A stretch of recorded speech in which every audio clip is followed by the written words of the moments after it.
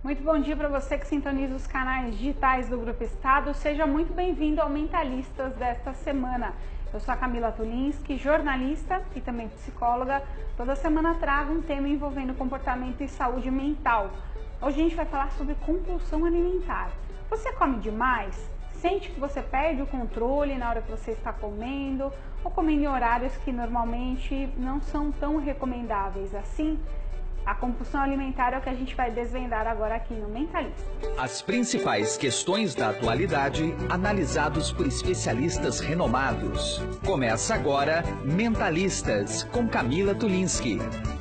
Para falar sobre esse assunto, eu convidei a endocrinologista Lívia Marcela. Tudo bem, Lívia? Tudo Obrigada bem, pela presença. Obrigada a você pelo convite. Obrigada. E também a neuropsicóloga Gisele Calia. Tudo bem, Gisele? Tudo bem, Camila? Obrigada pelo convite. Obrigada pela presença. Bom, é um assunto que você, sem dúvida alguma, internauta da TV Estadão, pode participar aqui no Facebook, deixando seu comentário, também suas sugestões, compartilhando esse vídeo aí com as pessoas do seu contato, do seu convívio, porque é um assunto que muita gente tem dúvida, né? Será que eu tenho compulsão alimentar? Por exemplo, à noite, quando chega meia-noite, eu vou na geladeira e olha, como tudo que tem na geladeira. Será que isso é compulsão alimentar? Qual que é o limite, né? Então, vou começar com a doutora Gisele Calia para ela esclarecer isso direitinho para nós. O que é a compulsão alimentar?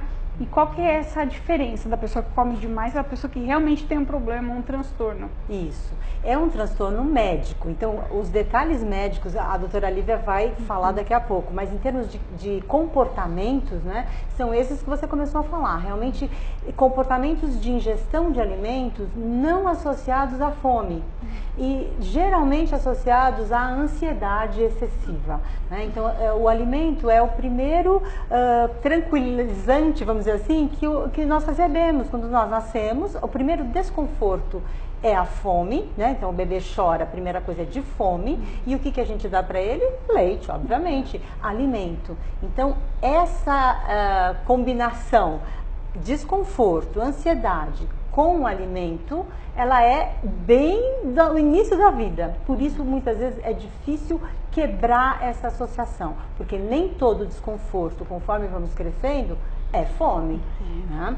Então, esse é o gatilho principal desses comportamentos assim que usam a comida de maneira distorcida. Né? O alimento vira outra coisa que não alimento. Doutora Lívia, do ponto de vista médico, né, quais são os sintomas que a pessoa descobre que está com compulsão alimentar? Então, é um transtorno alimentar, ele é caracterizado por um aumento não do apetite, a pessoa tem uma crise de comer, sem conseguir parar. Então, assim, ele não tem controle dessa alimentação. E ela tem que durar pelo menos 3 meses e esse episódio tem que acontecer pelo menos uma vez por semana. O que diferencia esse transtorno da bulimia é que na bulimia o indivíduo ele acaba usando um resgate. Então, por exemplo, eu comi, não tive controle, mas eu vou lá e vomito, ou eu uso laxante, ou eu faço muito exercício. Então, isso diferencia da bulimia. O que diferencia daquele fominha, né? Que é aquela pessoa que come. Que no transtorno de compulsão, ele sente culpa, ele tem sentimentos negativos. Então ele sente culpa, ele sente isolamento social, ele se sente down. E a pessoa que come, não tem esse tipo de sentimento, ele sente até prazer, entendeu? Então, por exemplo, eu nunca vou fazer esse diagnóstico quando eu tô numa festa de casamento, comendo docinho. Lá, eu comi muito. Ok, mas é uma coisa isolada, né? Então, aí não vale. Então, você tem que fazer esse diagnóstico quando eu como, me sinto culpado, me afasto para comer, como sozinho, escondido da família. Então, tudo isso, assim, são características. Uma outra característica importante também é que, às vezes, eles fazem combinações bizarras, não culturais. Por exemplo, então, já escutei assim, eu abri a geladeira, o que tinha era maionese, pão e Nescau. Então, eu pus tudo dentro e comi. Ou se não, pão com amendoim. Não é cultural, nenhum país come, assim, eu não conheço pelo menos, pão com amendoim. Então fica caracterizado, assim, a compulsão. Lembrando que não vale colocar uma gestante nesse pacote. Não vale. Gestante come. Gestante pode tudo. Não podia perder a chance, né? Lógico. Macarrão com farofa e por aí vai pra dizer menos, né? Combinação um pouquinho, né? Estranha, mas essa passa, né, meninas? Sim. Mas, bom, interessante isso, né, que a doutora Lívia fala, a diferença da compulsão alimentar para bulimia. Tem uma outra questão que tem a ver com o senso comum. Aquele ali é gordinho, aquela ali é gordinha. Essa aí tem compulsão alimentar. Ou a própria pessoa acha que está gorda e tem compulsão alimentar, mas no caso da bulimia, se a pessoa vomita, usa laxante, ela não engorda. Então, essas duas problemáticas, né, tanto a compulsão alimentar quanto a bulimia, elas ultrapassam a questão visual estética, né? Que você olha para o paciente porque ele está gordo, está magro, vai além disso, né? E o perigo, como a doutora Lívia mencionou, é porque a compulsão alimentar, ela não é tão perceptível quanto, porque se uma pessoa realmente começa a vomitar sistematicamente, é mais fácil de alguém perceber. Agora, esconder alimentos, comer fora de hora, quando ninguém está vendo, vamos dizer, é mais fácil de esconder. Então, a compulsão alimentar, ela é mais fácil de ser escondida, apesar dela ser até mais frequente. E uma outra coisa que eu destaco, a doutora Lívia comentou, é a questão do prazer, né? Então, assim, o alimento ali, ele não está sendo usado com prazer, né? O prazer, ele é produzido, vamos dizer assim, no cérebro, em regiões bem específicas. Então, o prazer do alimento, ele está muito próximo do prazer quando se sente, enfim, com o uso de drogas e álcool. Isso é muito perigoso, porque realmente, assim, às vezes a pessoa não é dependente de álcool nem de drogas, mas ela está usando o alimento com o mesmo objetivo, de acionar esses centros de prazer.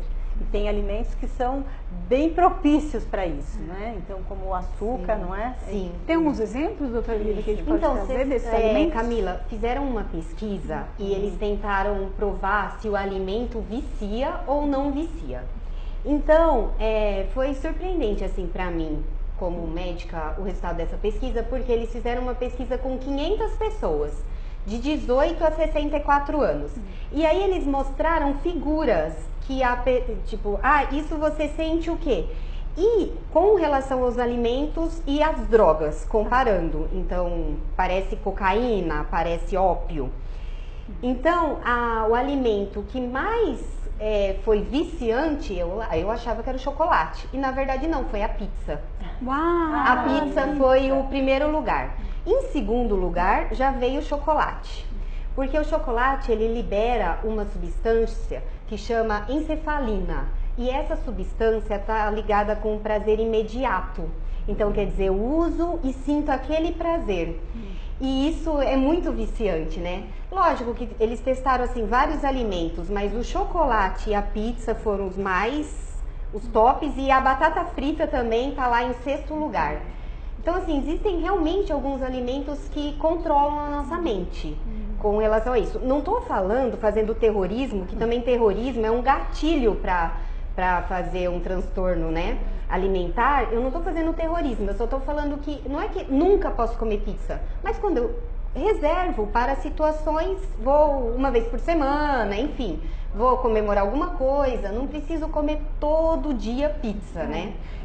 Depois que a doutora Lívia explicou isso pra gente, né, doutora Gisele, que é pizza, então é chocolate e batata frita. Pois é. Alimentos altamente calóricos. Eu nunca ouvi falar de alguém que tem a compulsão alimentar por alface, por exemplo, brócolis, né? Tem uma frutas, explicação, né? não é básica? Sim, que é a gordura e o açúcar. A gordura e o açúcar, que eles são de rápida digestão, né? E tem uma outra questão que é ligada do ponto de vista psíquico, né? Quer dizer, quais seriam os gatilhos emocionais, né? Então, a compulsão alimentar está muito associada a sentimentos de falta, de vazio, de angústia.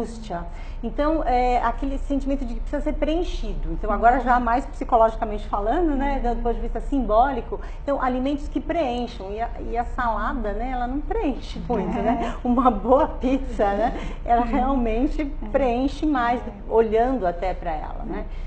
No caso psicológico, então, é como se a pessoa, por exemplo, tivesse um rompimento de um relacionamento amoroso, uma perda de um ente querido, alguém morreu. E até na indústria cultural, né, se a gente for ver bem, sei lá, a pessoa termina um relacionamento, na novela o que acontece? aparece a pessoa abrindo a geladeira, pegando um pote de sorvete, sentando na frente da TV com a colher ali. Então, essa questão da perda também, né? Os produtos industrializados, eles servem muito para a compulsão alimentar, porque você não tem o tempo do preparo. Então, uma das reeducações alimentares, que é um grande caminho, né, de resgatar, de ajudar as pessoas com o transtorno da compulsão alimentar, é você cozinhar. Porque você já viu como você tem que ter paciência para uma comida ficar pronta, né? Então, assim, vamos fazer quer comer chocolate? Vamos fazer um bolo de chocolate? Pronto, porque aí você já está transformando, quer dizer, aquele impulso, porque o próprio nome compulsão vem de com impulso. Então, a pessoa tem uma falta da capacidade de autocontrole. Então, ela sentiu vontade, ela já nem pensa, nem passa pelo racional e ela já está fazendo a ingestão. Então, se você passa a cozinhar, né, você começa a postergar isso entre a vontade e o acesso ao alimento. Então, alimento industrializado é um crime nesse sentido. A gente falou da compulsão alimentar, da bulimia e a anorexia. Também tem o mesmo padrão? Às vezes, Camila, o que acontece com o paciente? Ele anda por entre os transtornos. Então, hoje eu tenho... Começa como? Começa com, a gente fala, comportamento de risco.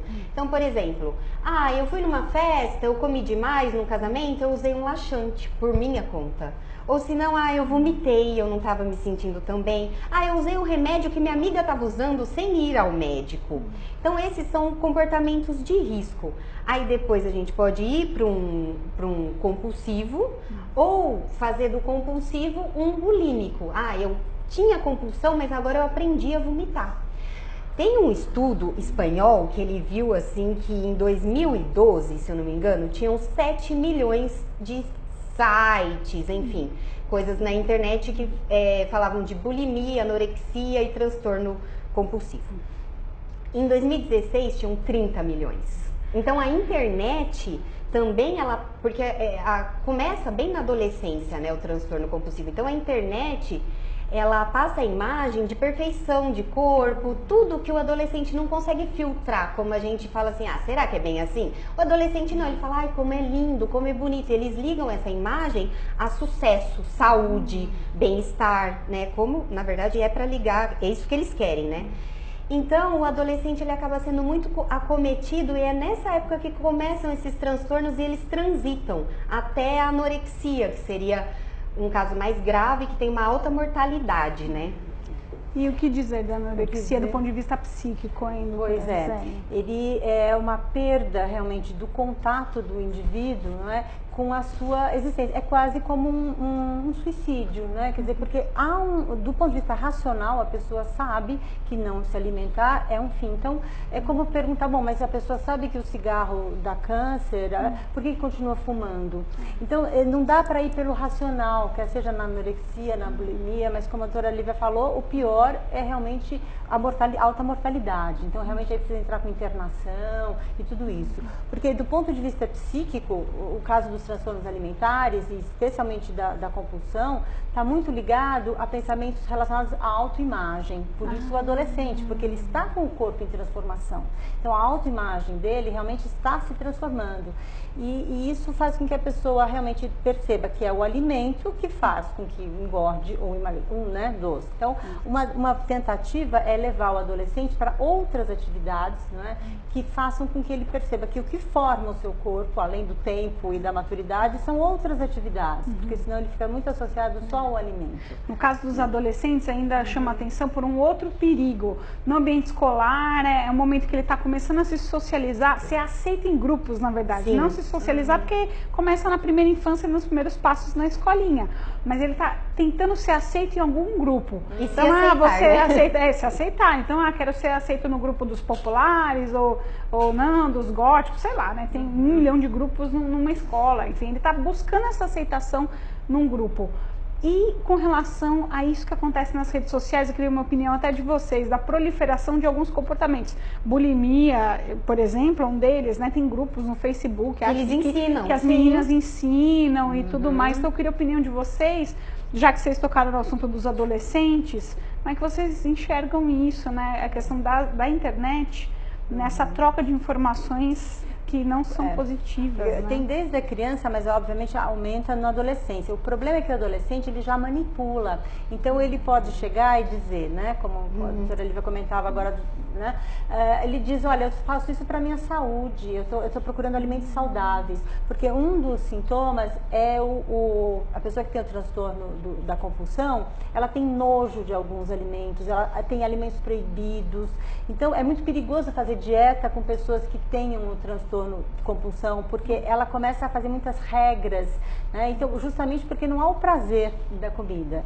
Então é bem perigoso mesmo, principalmente para adolescentes, porque eles enganam. Não, eu estou fazendo uma alimentação muito saudável, eu só estou comendo salada, tal, na sua frente. A criança é um pouco mais difícil de fazer isso.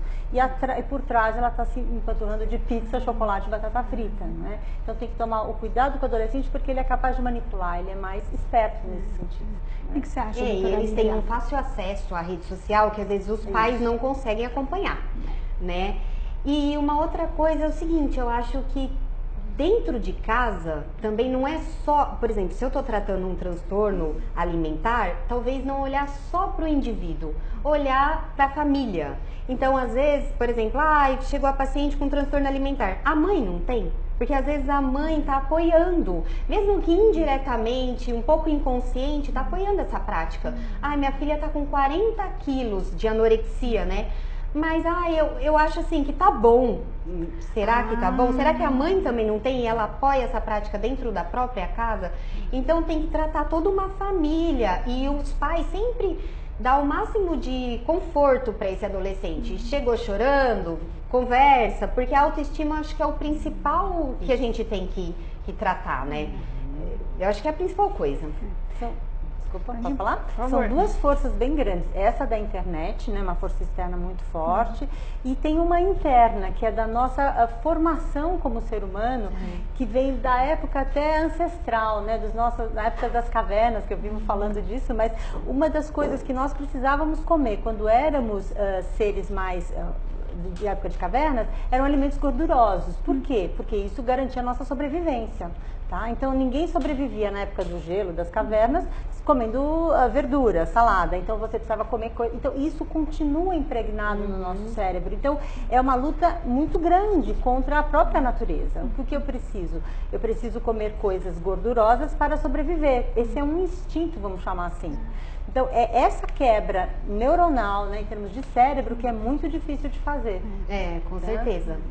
Para compulsão alimentar, o tratamento que a gente faz, a gente pode até tratar com medicamento, mas a terapia cognitivo-comportamental, ela é igual a medicamento no sentido de diminuir as crises de compulsão, diminuir mudança de hábitos, frequência. né? A frequência que ele tem a crise, que ele vai lá e come tudo, passa mal e se sente mal. Então, nesse lado, a terapia é igual ao medicamento. Às vezes a gente acaba dando um medicamento para tratar, mas enfim, a terapia é um pilar importantíssimo, que às vezes acaba pegando toda a família, né? E também a gente acaba melhorando talvez o aspecto físico para esse paciente, que ele é tão importante. Então, às vezes a gente ajuda a perder peso, mas não com aquela dieta, você só pode comer isso, restringir e tal. A gente fala assim, olha, quando você for comer, você senta, você não come no carro, você não come assistindo TV, você não come olhando o WhatsApp, você senta, come, mastiga. Entendeu? Pensa no que você está comendo e não sinta culpa por comer. Então, esse o trabalho é totalmente diferente, né? Estou recebendo aqui na TV Estadão, você vê que eu sempre trago especialistas renomados aqui no programa, né? A doutora Lívia Marcela, que é endocrinologista, e a neuropsicóloga Gisele Calia, para falar sobre compulsão alimentar. A doutora Lívia falou essa questão agora de não comer usando o WhatsApp, dirigindo, fazendo outras coisas. Numa sociedade que cobra tanto velocidade, produtividade, a gente tem que estar por dentro de tudo, tem que saber de tudo que está acontecendo. Queria saber também o papel da tecnologia, que muitas vezes, sem a gente perceber, acaba alimentando, né, esses comportamentos. Então, vou comer rapidinho aqui. Eu já ouvi pesquisa dizendo que se você come assistindo televisão, você come muito mais do que se você comesse sentado na mesa. Então, qual que é o papel da tecnologia como vilã nessa história toda, hein? Sim, além do tempo, né, Camila, tem a questão do cérebro não perceber que ele está comendo. Primeiro demora em média 20 minutos para ver a consciência da chegada, né, no estômago, me corrija se eu estiver errada, mas de que está sendo alimentado. Então, se você está comendo, mas assistindo uma coisa muito mais interessante, não é? Você não está mandando mensagens para o seu cérebro de que você está se alimentando. Então, aí sim, não só pelo tempo, mas a probabilidade de você comer muito mais do que precisa, não sentir... Então, tem pesquisas mostrando até a importância de ouvir a mastigação. Então, que inconscientemente também é um sinal para o cérebro de que você já comeu o suficiente. É quase como se ele fizesse um cálculo pela quantidade de mordidas, vamos supor. Enfim, então são vários sinais que o cérebro precisa para mandar o estímulo de agora chega, estamos satisfeitos, né? Então, se você faz a tecnologia... O ideal é tentar não ir de frente com a tecnologia, porque aí é uma luta perdida, né? É colocar a tecnologia a seu favor, né? Então aí coloca uma música. Pois é, aí é excelente para comer, né? E você sabe que, às vezes a gente faz isso como mãe, né? A gente fala assim, eu vou pegar o celular, vou colocar aqui do lado da minha filha, porque ela vai comer, eu vou ficar tranquila porque ela comeu. Conheço muita gente que faz isso, inclusive. Então você vê, já começa errado. Ela não tá comendo, ela não está com fome. Desculpa, entendeu? Não queira acalentar seu coração com o celular. Então, assim, ele já não vai prestar atenção desde a infância. Por isso que hoje a gente tem números alarmantes de adolescentes obesos, né? Então, há 30 anos atrás, a gente pensava assim, vamos tirar a gordura da alimentação. Não melhorou em nada. O número da obesidade só subiu. Aí hoje a gente pensa, vamos tirar o açúcar, mas será que é só isso mesmo? Será que é só o açúcar? Será que não é aquela criança que come na frente do celular, na frente da TV, nem olha pro prato, não sabe o que comeu? Ou aquela criança que fica o dia inteiro vendo TV, vendo celular? Então, acho que, né, a gente também tem que colocar a mão na nossa consciência, né? Bom, eu queria uma recomendação aqui das nossas entrevistadas. Quando chega É porque aqui dá pra gente falar de multidisciplinar, né? Então, a gente tem a psicologia e a nutrição, a endocrinologia. E normalmente o trabalho de vocês tem que ser em conjunto, né? Não tem como. Se vocês detectam que tem um paciente com um problema de compulsão alimentar, creio que vocês sempre indicam uma a outra, não na figura de vocês, mas para uma especialista nessa área, né? Então, como é que é o manejo na endocrinologia e depois na neuropsicologia? Pode começar. Na endocrinologia, a gente tenta ajudar o peso, porque esse paciente ele precisa muito dessa autoestima, de se ver no espelho, de se sentir bem. Isso talvez diminua o número de compulsões que ele tenha. A gente pode tratar com medicamentos especificamente para diminuir o número de compulsões, mas como eu falei, a psicologia tem uma arma muito poderosa para isso. Então, talvez não precise colocar esse medicamento da primeira vez, né?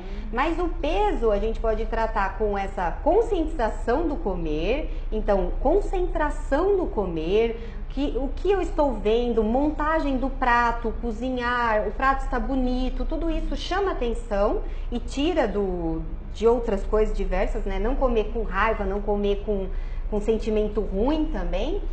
E às vezes a gente pode tratar com medicamentos para perda de peso, que eles só são efetivos se você tem um médico que apoie no que você está fazendo da maneira correta. Não é o medicamento em si, mas sim o profissional que está te ajudando, né? Na neuropsicologia? Olha, na neuropsicologia vai na linha daquilo que comecei falando, de quebrar a associação entre desconforto e alimento. Né? Então, assim, toda essa mudança de comportamento, toda essa mudança de atitude, ela vem quando a pessoa começa a perceber que há desconforto, sim, faz parte da vida, e nem todos são fome e nem todos se resolvem com alimento. Então, assim, a terapia nesse sentido tem um lado interpretativo, né? Ok, está com desconforto, qual é esse desconforto? Como lidar, quais são as estratégias, então que estratégias eu posso usar para lidar com o meu desconforto, essa é uma, né? E a outra é mudar comportamento, quebrar, porque somos muito condicionáveis. Então, por exemplo, um exemplo não do alimento, mas de fumar, para a pessoa parar de fumar, ela tem que ficar às vezes com alguma coisa na mão, porque esse movimento está condicionado a prazer no cérebro. Então, procurar, assim, por exemplo, coisas que sejam associadas ao ato de se alimentar, mas que não seja aquele alimento desmedido, descomedido. Então, são duas linhas, a interpretativa e a terapia cognitivo-comportamental, que é essa que busca quebrar condicionamento. De toda forma, acho que vale a pena buscar um profissional, né, seja da psicologia ou da endocrinologia, para tentar descobrir se o que você tem é realmente compulsão alimentar, né? Então, a recomendação é que você busque um profissional dessa área mesmo para conseguir. E tem cura, né? Dá para dizer que tem jeito, não tem? Em 6 anos, eles fizeram uma pesquisa que em 6 anos de tratamento multidisciplinar, 50% são muito bem controlados, né? 1/3 está intermediário, às vezes entra numa crise, volta, e 6% realmente são mais de difícil manejo. Mas em geral é uma boa resposta. E dá para mudar também os nossos pensamentos, né, doutora? Sem dúvida, porque o pensamento ele pode estar ali obstruindo a vinda de outros pensamentos. Então a pessoa pensa só em comida e só no peso ou na imagem. Então a hora que você consegue abrir esse pensamento, sabe, tem a comida, tem o peso, mas existe que outros pensamentos estão atrás disso? Às vezes são pensamentos que geram muita culpa. A doutora falou bastante, ele é o pilar, né, da compulsão, é a culpa, a vergonha, tem muita vergonha, mas não necessariamente ao alimento, né? Geralmente há outros impulsos humanos que podem gerar culpa e vergonha e a pessoa coloca na comida. Ah, que pena, nosso tempo está esgotado, mas agradecendo muito a participação da doutora Gisele Calia, que é neuropsicóloga, da doutora Lívia Marcela, endocrinologista, aqui no estúdio da TV Estadão, no programa Mentalistas. Obrigada, viu, pela presença de vocês. Muito obrigada. Foi um prazer, foi muito gostoso. Passa rápido. Passa muito rápido. Precisamos de mais meia hora, né? Fica a dica aí, né, da nossa diretoria da TV Estadão. Gente, muito obrigada pela sua audiência. Eu te espero na próxima edição do Mentalistas, tá bom? Obrigada, até mais. Você acompanhou Mentalistas com Camila Tulinski.